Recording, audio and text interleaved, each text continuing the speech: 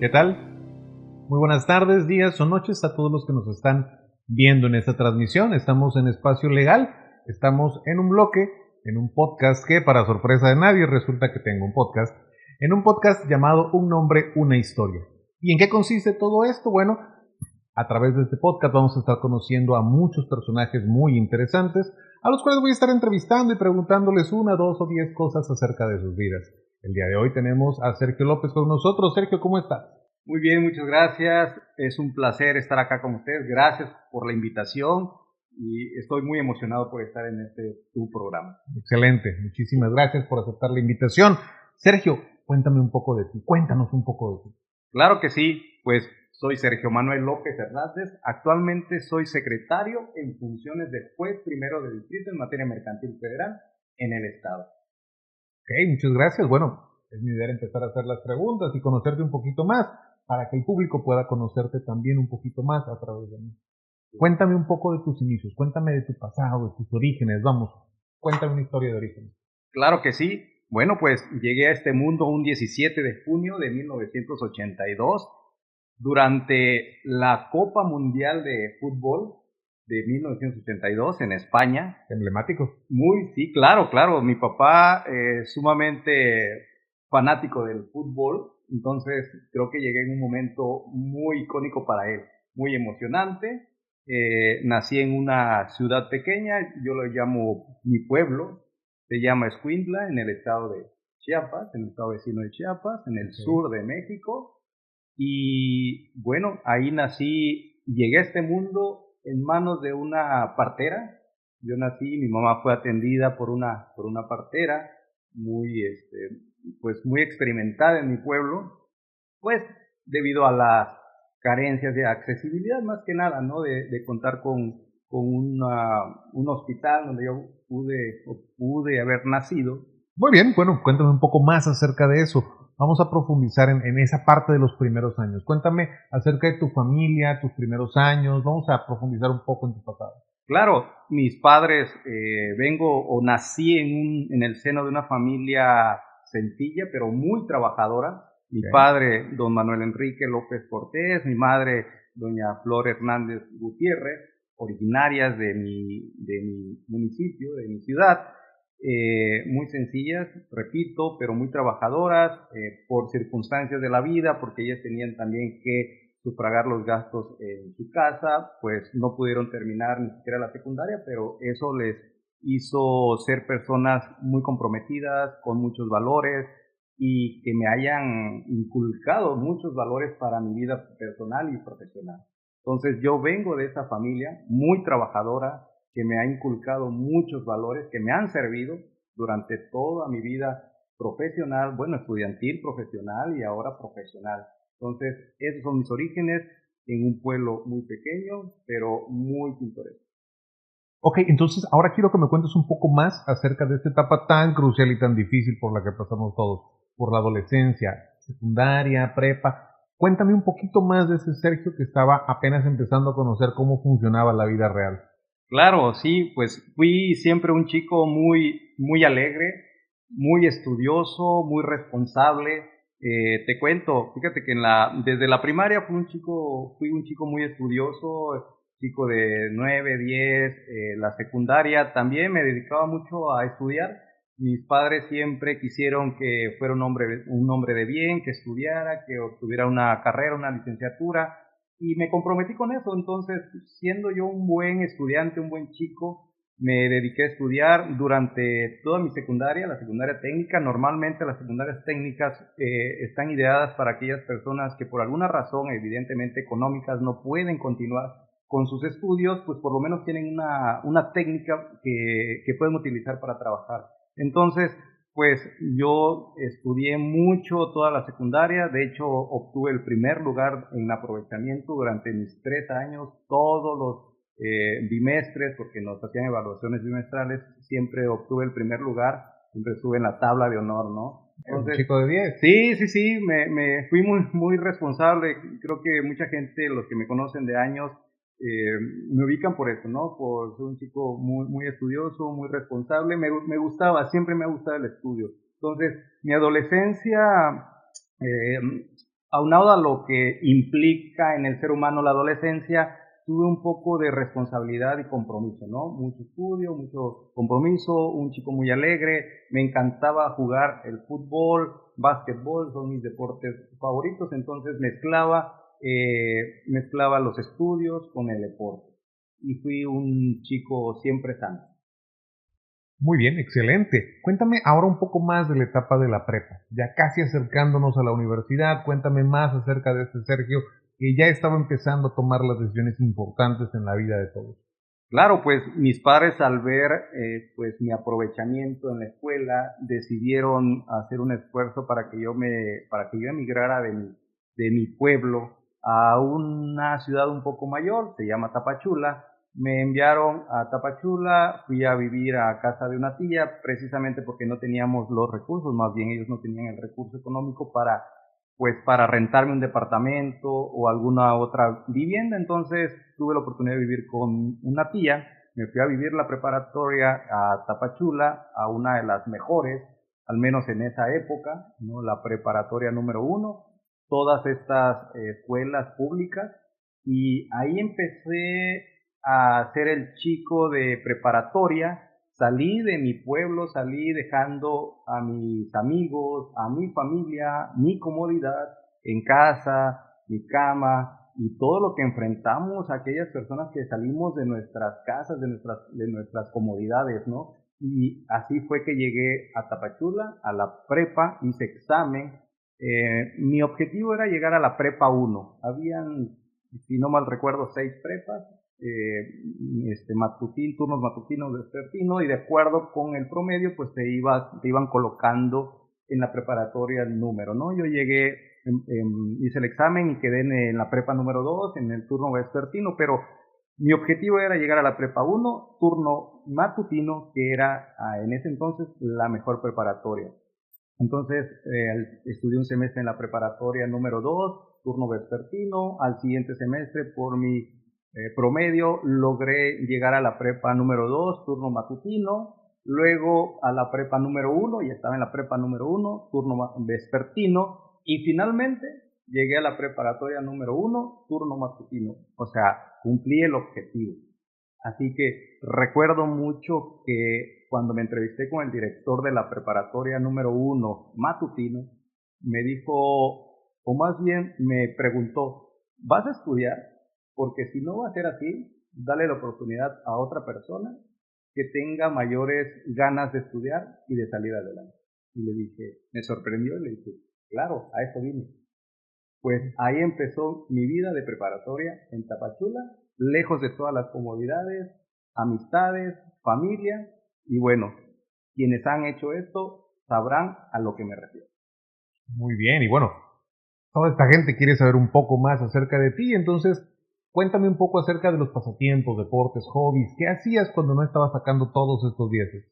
Claro, como te dije, mi pasión era el básquetbol. Ya en la preparatoria fue más fuerte la pasión que tuve hacia el básquetbol. Entonces, en las tardes yo salía todos los días a jugar básquetbol, a echar la cascarita ahí con los cuates de la cuadra, no del deportivo que estaba más próximo. Pues yo llegué a Tapachula, una ciudad un poco mayor que de donde vengo. En mi pueblo natal, pues no hay colectivos, ¿no? Entonces llego a una ciudad donde sí hay colectivos. Eso, aunque parece algo irrelevante, para mí sí fue relevante, ¿no? Cómo subirme a la combi, al colectivo, cómo saber las rutas, a quién preguntarle, hasta cómo pasar el pasaje, ¿no? Porque dices, el chofer está hasta allá, ¿cómo se lo hago llegar? Y pues ahí veía cómo lo pasaban y De pues, uno en uno. sí, claro, entonces ya vi cómo pasaban y, le puede pasar mi pasaje, sí, claro, ¿no? Yo de short, de playera, con mi baloncito, y ahí me iba todas las tardes a jugar, a distraerme.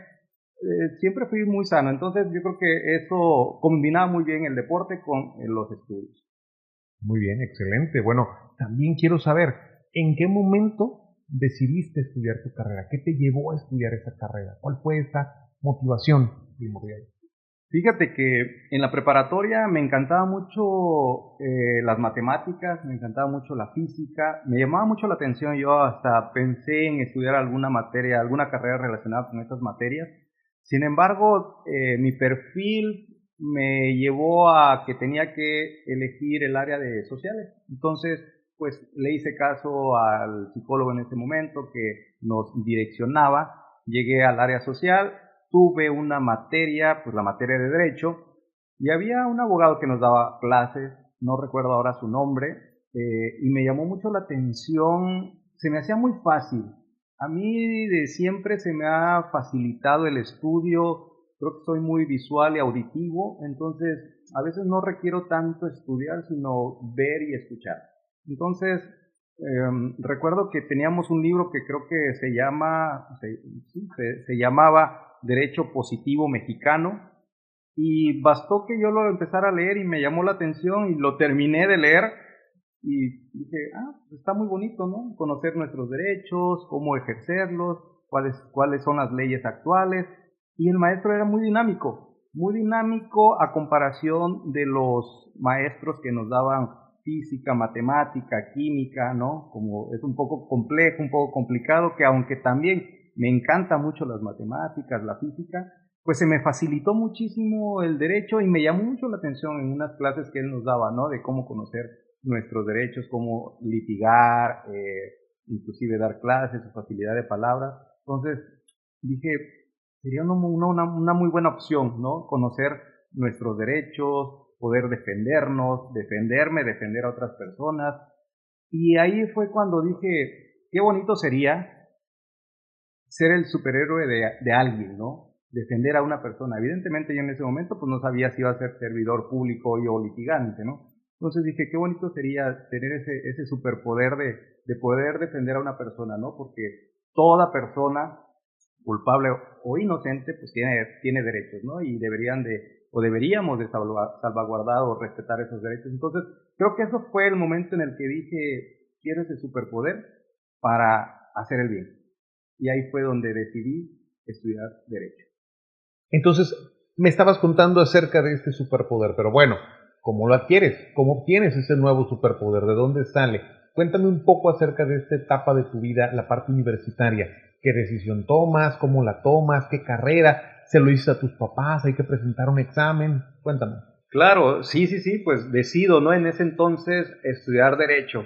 Y voy y le digo a mis padres, ¿no? Que iba a estudiar Derecho. Y lo tomaron muy bien porque aparte iba a ser y soy el primer abogado de la familia. Entonces, pues mis padres, ¿no? Como lo dije, secundaria trunca, no pudieron tener una licenciatura. Entonces yo iba a ser el primer abogado de la familia. Lo tomaron muy bien. Entonces, pues empezaron los trámites para ver, ahora, ¿dónde voy a estudiar, no? La Autónoma de Chiapas está en la ciudad de San Cristóbal, muy lejos, como en ese entonces 5 o 6 horas de traslado de mi pueblo a esa ciudad.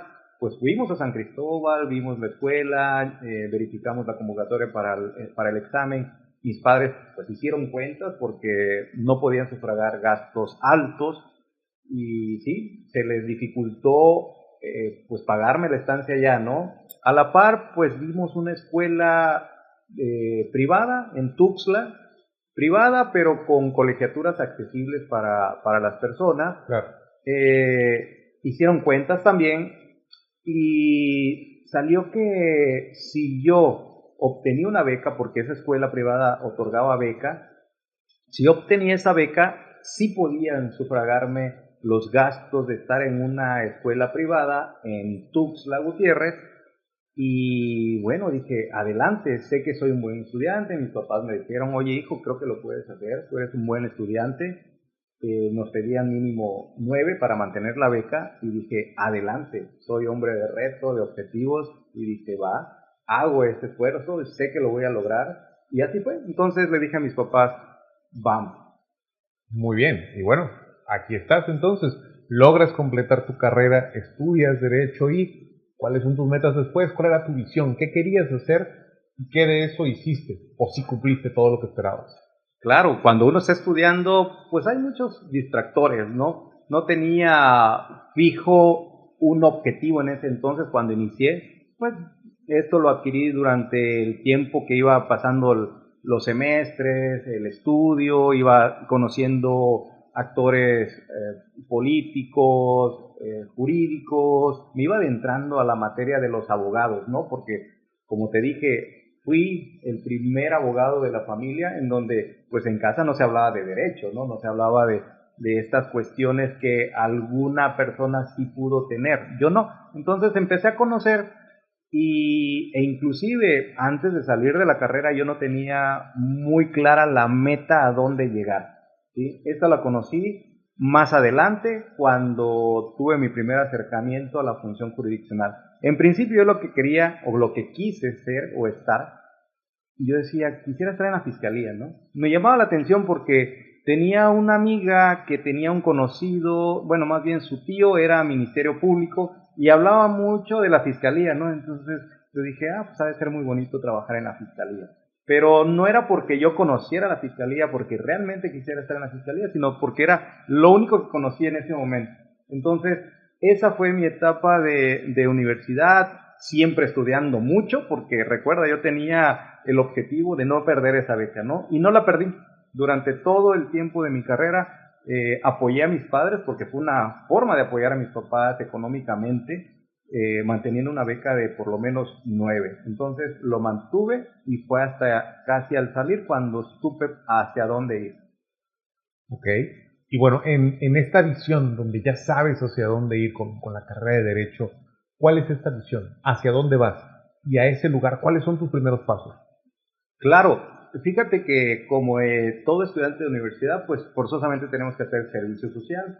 Pues yo no tenía a alguien que me ayudara, como muchos compañeros sí, escuchaba, mi tío es Ministerio Público, mi padrino es director de no sé qué, mi papá es director jurídico de tal. Ya yo tenían el camino marcado. Claro, sí. O sea, yo dije, wow, pues bien fácil, ¿no? Ellos van a ser abogados, van a ser directores jurídicos, ministerios públicos, y pues yo no tenía nadie. Entonces empecé a buscar a una dependencia donde hacer mi servicio social.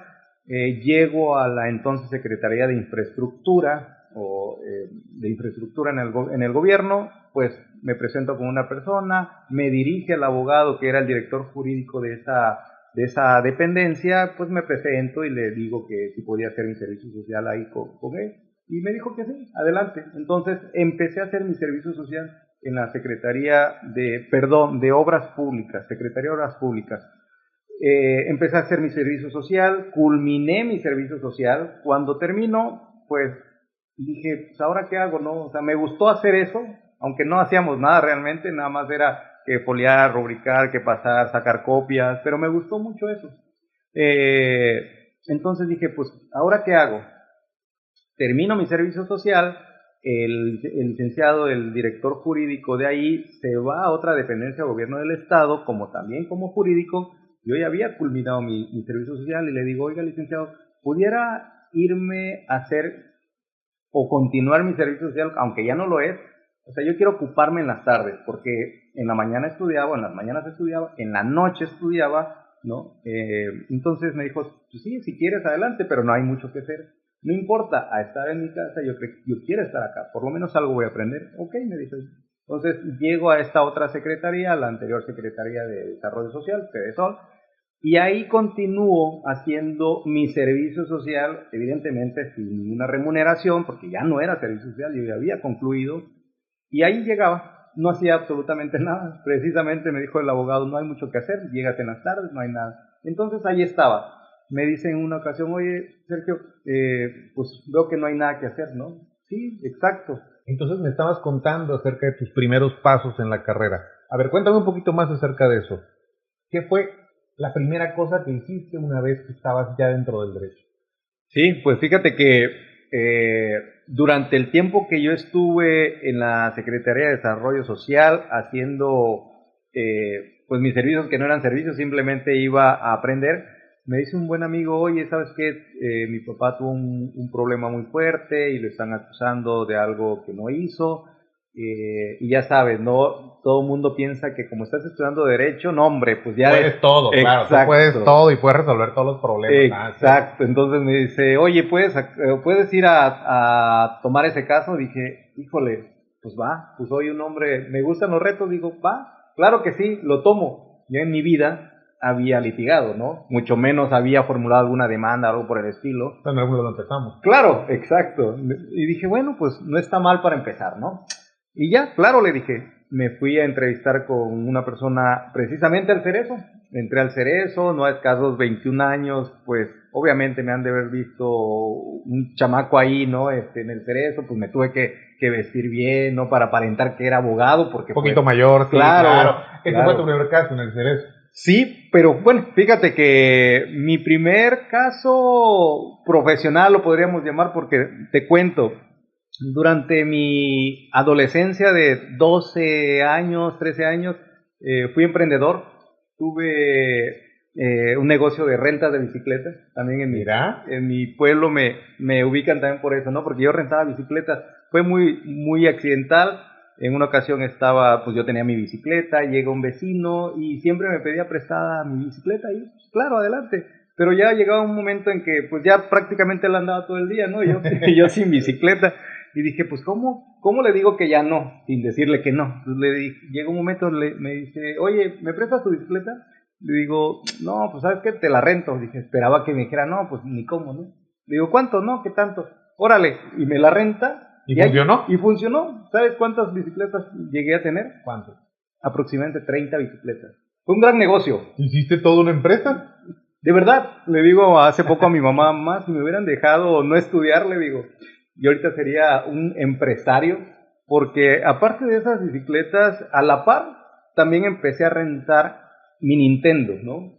En ese entonces, Nintendo, ¿no? Para la reta de la banda, claro. Exacto, porque mientras estaban esperando que llegaran las bicicletas que estaban rentadas, pues estaban ahí jugando Nintendo, llegué a tener, creo que 4 Nintendos con pantallas, obviamente. O sea, yo tenía una empresa en mi casa, ¿no? ¿Ya habías hecho todo un sistema? Sí. Entonces, como que siempre tuve esa visión emprendedora, ¿sabes? Y aparte se me facilitó. Por eso, cuando me dan este asunto, no, aparte, pues obviamente yo tenía mucho interés porque era un buen amigo. Entonces dije, pues estoy acostumbrado a esto, ¿no? Porque inclusive, fuera de la bicicleta, de los Nintendo, durante mi estancia, podríamos llamarlo en la secundaria, pues me dice un amigo, oye, fíjate que están solicitando lavadores de autos en una lavadora de autos, ¿no?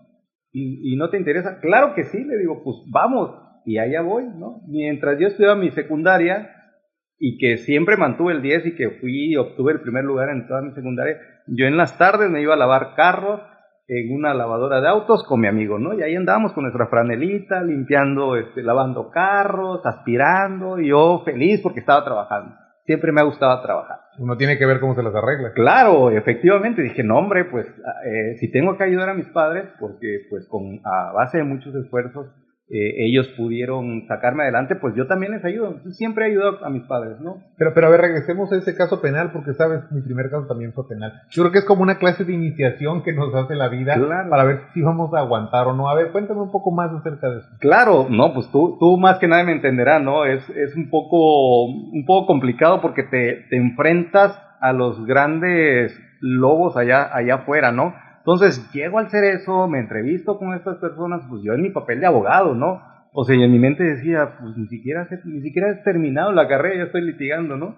Y bueno, salgo de ahí, recopilo información, le digo al licenciado que me estaba dirigiendo, oiga, licenciado, pues ya tengo esta información, ¿qué hago? No, pues presento un amparo. Ah, claro que sí. ¿Tiene formato? No, pues hazlo tú. Híjole, ¿y cómo lo hago? Pues hay un libro tal, búscalo. Pues voy a la librería, compro mi libro, me pongo a estudiarlo, ¿no?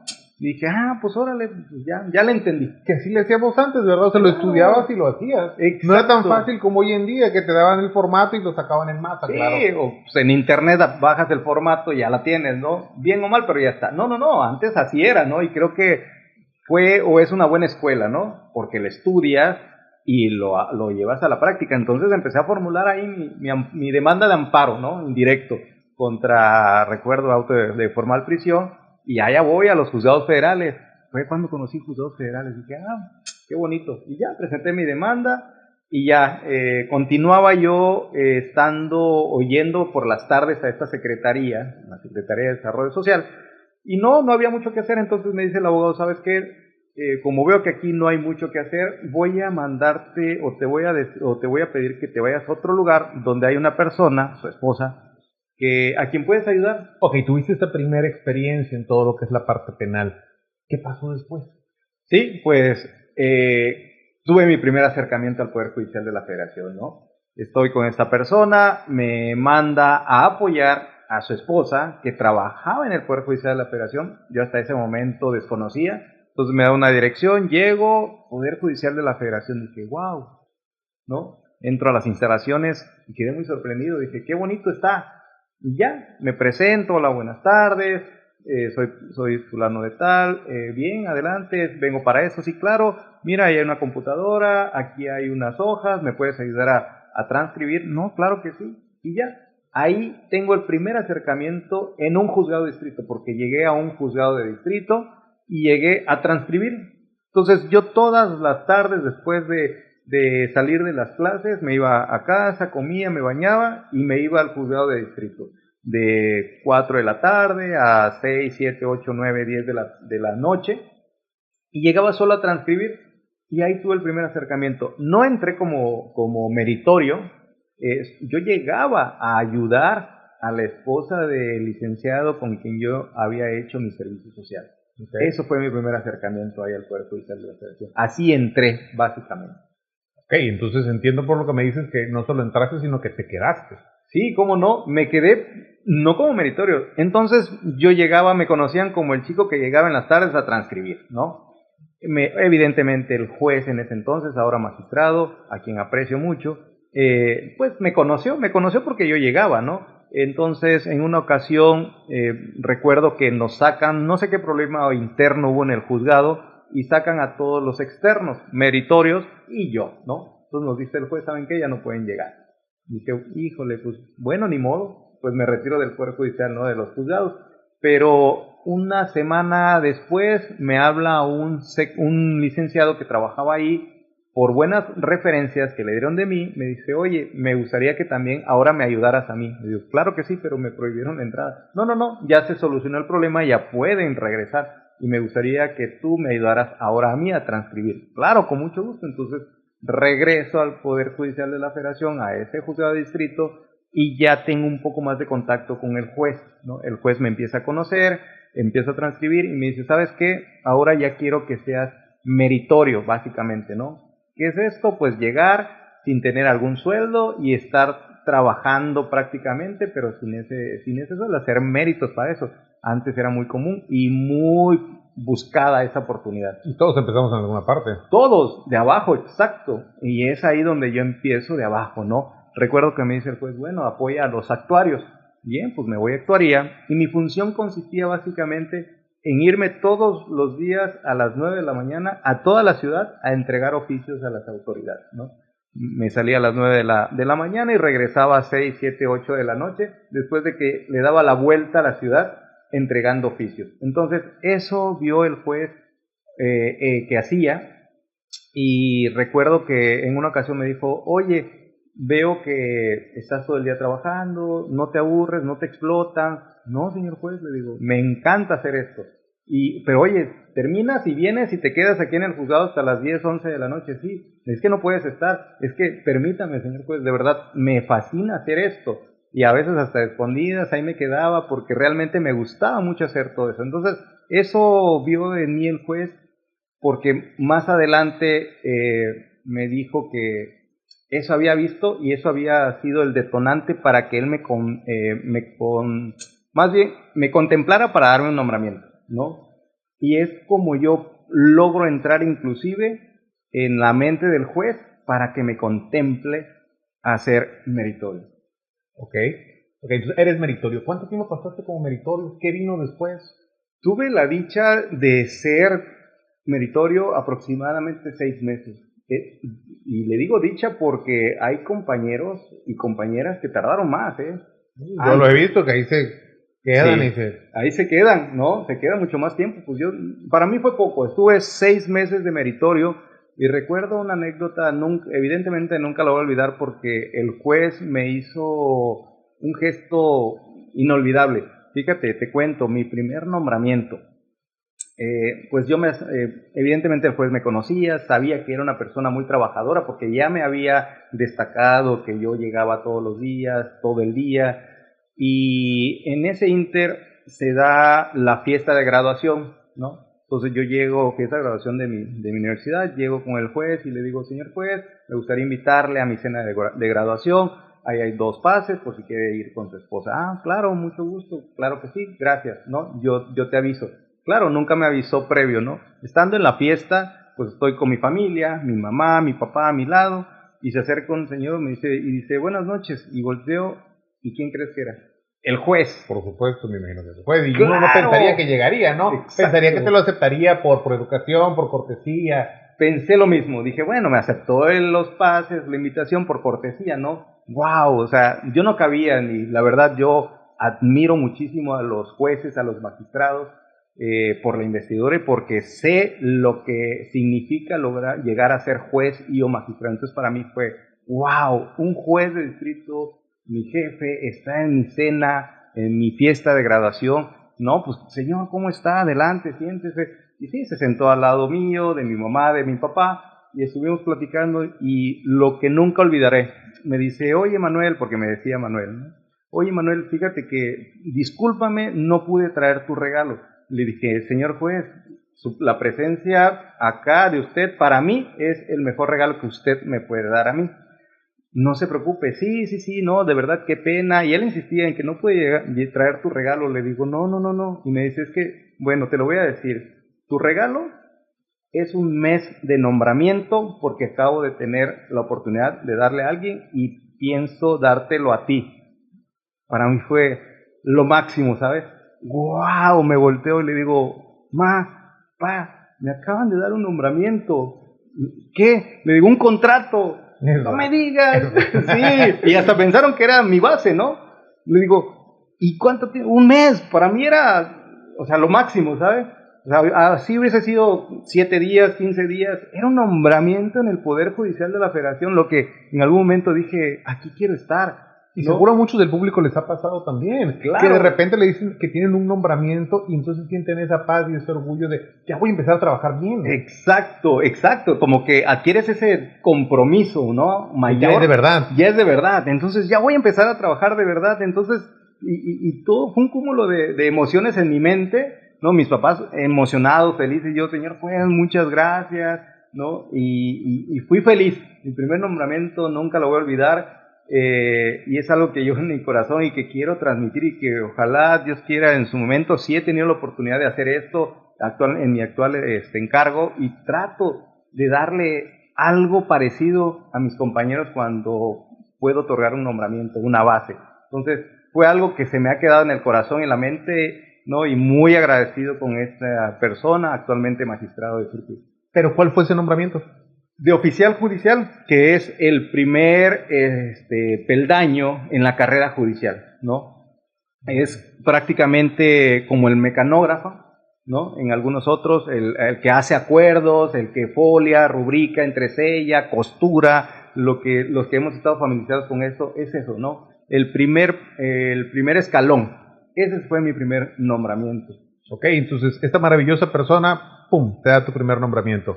¿Qué viene después? ¿Cómo sigue todo hacia adelante? Claro, viene mi primer nombramiento, me quedo sin nombramiento creo que un mes, luego me dan otros 15 días y así va. Entonces así me pasa. dice, sí. Pasa. No, y bueno, creo que es parte también. Sí, así, ¿no? Así funciona. ¿no? Así funciona y ni siquiera lo tomaba mal, ni siquiera me desanimaba, ¿no? Al contrario, me animaba porque yo quería seguir teniendo esa oportunidad. Entonces continúo allá, ya no se dan las cosas, me dice, ¿sabes qué? En la oficina de correspondencia común hay un lugar, ¿te interesa? Eso, yo te sugeriría que sí lo aceptes, porque ya estarías dentro del Poder Judicial. Ya estando ahí, ya te puedes mover a donde tú quieras.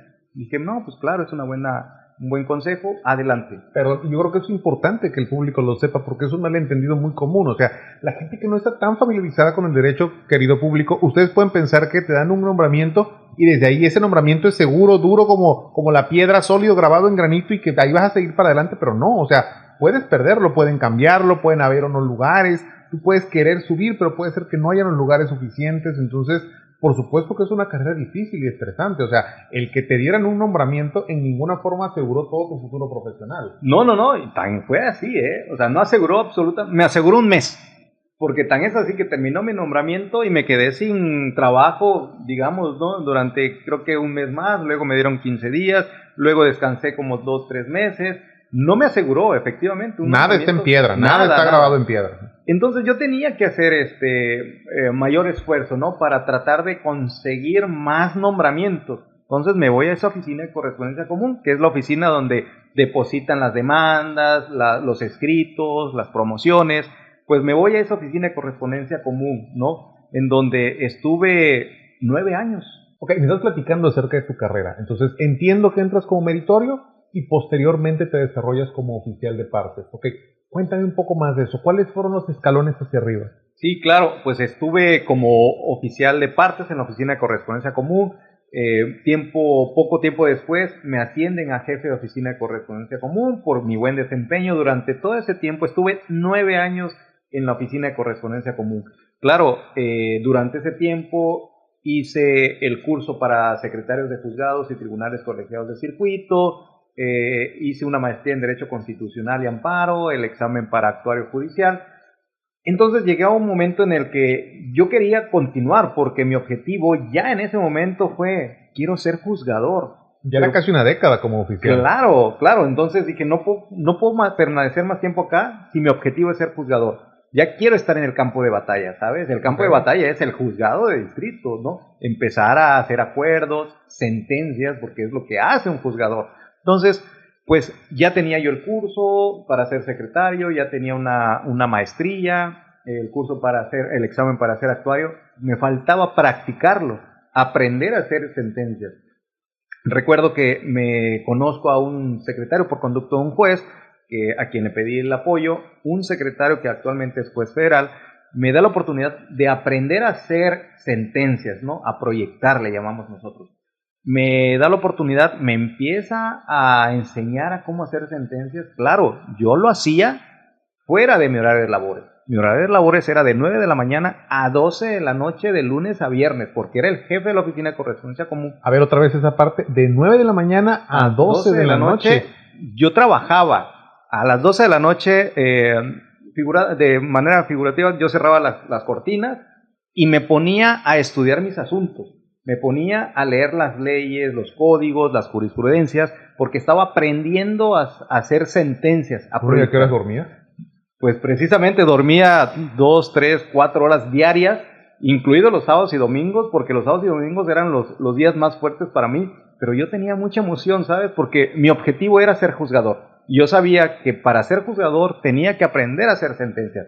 Eso fue en el año aproximadamente 2012, 2013, porque estando ahí te da la oportunidad de ser oficial judicial, que es el primer escalón. Yo estaba como jefe de oficina, un poco más arriba de oficial judicial. Te da la oportunidad de ser oficial judicial, pero en Mérida, Yucatán. O sea, en otro estado, y eso implicaba lo que muchos sabemos, trasladarse para allá, pagar renta, pagar comida. Pero a ver, para que el público lo pueda captar bien, o sea, ibas a bajar un nivel. Exacto, iba a bajar un nivel en grado y obviamente en salario, ¿no? Pero iba a estar dentro del juzgado. Pero yo iba a estar en el campo de batalla, exacto. Ok, para que mi público lo entienda, o sea, ¿por qué bajarías un nivel? Porque estaba en un nivel más arriba, pero estaba fuera del campo de batalla. Entonces, bajó un nivel para entrar a la pelea. Claro, ya estaba yo en el ring, ¿no? En el campo de batalla. Dije, claro, vale la pena. Dejo de ganar un poco menos, salgo nuevamente de mi zona de confort, ¿sí? Dejar, obviamente, nuevamente a familias, amigos y todas mis comodidades. Pero dije, tengo un objetivo y voy hacia allá. ¿Ya estabas casado? ¿Tenías hijos? ¿Algo? No, todavía no, hasta el momento. Precisamente esa fue la razón también por la que dije, vamos. Y me voy a Mérida. En el 2014 salgo de mi tierra, migro a Mérida, Yucatán, en donde soy oficial, porque eso fue lo que me prometieron, soy oficial. Poco tiempo después me hacen actuario judicial, un peldaño más. Ya subí un peldaño más, ¿no? Estando de actuario judicial, pues se termina la oportunidad y vuelvo a mi lugar de oficial judicial. Estando de oficial judicial, se da la oportunidad de irme a la sala regional de Toluca, del Poder Judicial de la Federación, sala regional Toluca del Tribunal Electoral del Poder Judicial de la Federación, y me voy a Toluca. Mérida y Toluca. Mérida y Toluca, ¿no? Estuve en Toluca 5 meses. De esos 5 meses me regreso a Mérida, a mi lugar de oficial, y estando en Mérida, una persona pasa su examen para ser juez y lo adscriben acá a Villahermosa. Entonces me dice, oye, te invito a ser parte de mi equipo de trabajo. Perdón, para que el público también lo capte completamente. O sea, no es tan fácil como que presente un examen y subo, porque tiene que haber el espacio disponible. Exacto. Entonces, si no hay el espacio, pues no puedes subir a ninguna parte. Sí, un punto muy importante. No porque tengas el examen aprobado o el curso aprobado, ya eres oficial, ya eres actuario, ya eres secretario. No, tienes la patente. Y luego igual también para que el público lo sepa, o sea, puede ser que se libere ese lugar, pero que no se libere en la misma ciudad donde tú estás. Así es que fue lo que me pasó, ¿no? Exactamente. Por eso me fui a la sala regional a Toluca, regresé a Mérida, estando en Mérida se da una oportunidad de venirme a Villahermosa y llego a Villahermosa, Tabasco, ¿no? Como secretario particular. Estando acá se da otra oportunidad, pero ahora en la Ciudad de México. Entonces tengo que emigrar nuevamente a la Ciudad de México. ¿Sí? Porque yo ya estaba en el campo de batalla y seguía buscando mi objetivo, ser juzgador. ¿Tú le diste la vuelta al país? Sí, claro. O sea, precisamente, ¿no? De eso se trata. Y bueno, estando allá, llegué a un órgano jurisdiccional que es una institución, una escuela, yo le llamo una escuela formadora de juzgadores. De ese tribunal han salido unos excelentes juzgadores. Entonces, por eso me fui a la Ciudad de México, a ese tribunal, con una carga de trabajo muy amplia, un horario extenuante de trabajo, porque todas las semanas teníamos que leer, analizar y hacer un control de lectura de 45 sentencias a la semana más nuestro trabajo. Quienes han estado en este ámbito sabrán de lo que les hablo. Suena muchas menos horas de sueño. Menos horas de sueño, pero evidentemente eso provocó que conociera muchísimo, ¿sí? Que mi aprendizaje fuera mucho más rápido y más complejo y más abundante. Entonces, estando allá en Ciudad de México, duré tres meses y me hablan nuevamente, oye, ¿sabes qué? Hay un lugar o una oportunidad de ser secretario en Villahermosa. Dije, pues me voy y regreso a Villahermosa ya como secretario. Eso fue en el 2016 y desde esa época me quedé en Villahermosa, Tabasco. Estando acá, pues viene lo del COVID, ¿no? Tuve ahí un problema familiar, por ese problema familiar se da una oportunidad, busqué la oportunidad de regresar a Chiapas, se da la oportunidad, me regreso a Chiapas como secretario de un tribunal colegiado. Estoy 3 meses, se termina la oportunidad, regreso a Villahermosa y ya continúo acá en Villahermosa. Estando aquí en Villahermosa, en un juzgado en materia mercantil, porque ya me especialicé en materia mercantil, pues se da la oportunidad de ser secretario en funciones de juez. Es la primera vez que me quedo en funciones de juez y ya soy por primera vez un juzgador. Todo aquello que anduve buscando, pues se logró concretar estando en Villahermosa, ¿no? Claro, lo quise lograr a base de esfuerzo, como básicamente lo platiqué. Hice exámenes para ser juez, ¿no? Para ser juez, porque anteriormente era a base de exámenes. En 2 ocasiones hice exámenes, obtuve calificaciones aprobatorias, pero pues los lugares no eran tantos, así que no logré ser juez por esos exámenes. Más que nada, no tanto por la calificación, porque ambos fueron calificaciones aprobatorias, sino por los lugares que eran pocos. Ok. ¿Y hoy dónde estás? Actualmente, como dije al principio, estoy en el juzgado primero de distrito en materia mercantil federal en el estado de Tabasco y actualmente soy secretario en funciones de juez, ¿no? Okay. Explíquele un poco a mi público cómo funciona eso. Sí, claro. Yo soy secretario de juzgado. Anualmente el Consejo de la Judicatura Federal nos permite a todos los secretarios anotarnos en una lista. El Consejo de la Judicatura Federal toma nota de nuestra experiencia, nuestra trayectoria, nuestra formación académica y nos va colocando, evidentemente por número, ¿no?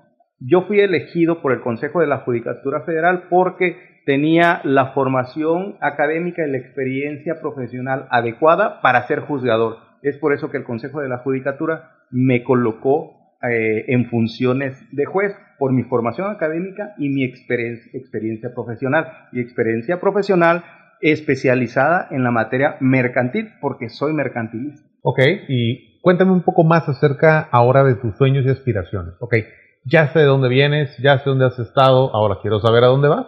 Sí, pues voy a lo que desde un principio quise, a ser juez, a ser juzgador. Ese es mi objetivo, hacia allá voy. Creo que en mi mente, en mi subconsciente, introduje esa meta. Mi consciente es lo que estoy haciendo, por eso estoy acá, por eso estoy luchando para lograr ser juez, como lo hice cuando me ponía a estudiar para los exámenes para jueces, en 2 ocasiones fui. Eso es lo que estoy trabajando en mi consciente y en mi metaconsciente o extraconsciente, que eso es aquella figura para los que creemos en Dios, pues mi Dios; para los que creen en el universo, en la madre tierra, pues esa energía externa, ¿sí?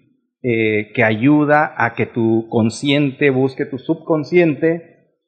Es con estos 3, subconsciente, consciente y metaconscientes, hacia allá voy, hacia ser juzgador, porque creo que toda esta formación académica, experiencia profesional, ya la adquirí y solamente me falta continuar, porque actualmente soy juzgador.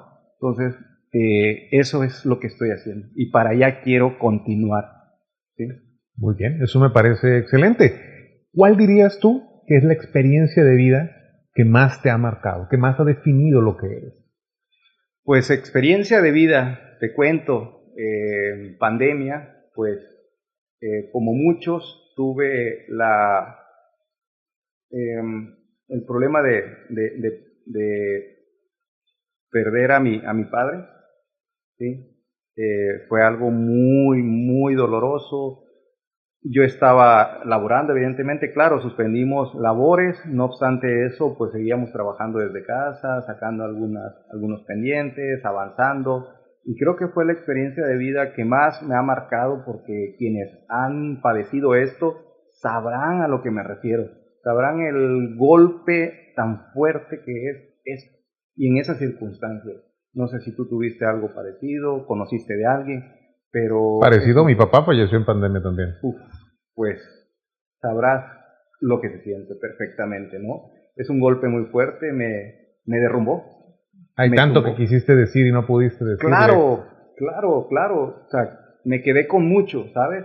Mi papá anhelaba ver a su hijo llegar a ser juez, ¿no? Llegar a ser, porque platicaba mucho de eso, y mi papá bien emocionado conmigo, Claro. bien emocionado, me decía: vamos hijo, claro que lo vas a lograr hacer, siempre has hecho lo que te has propuesto, hazlo, disfrútalo.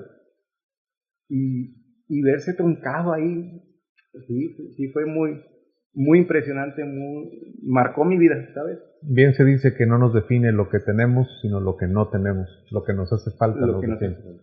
Así es. Y me hacía falta, me derrumbó, pero bueno, quedaron personas muy valiosas de quienes amo: mi mamá, mi madre, ¿no? Mi hermana, mi sobrina, actualmente mi sobrino ahijado. Y digo, pues voy a honrar el legado de mi padre, ¿no?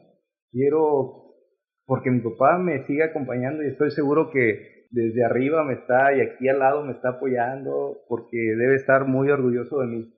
Y eso quiero, ¿sabes? Eso quiero darle, porque sé que me está viendo. Mi fe me hizo creer que las personas, o el alma de las personas, continúa. Y aquí está, yo sé que mi padre está acá conmigo, así como muchos.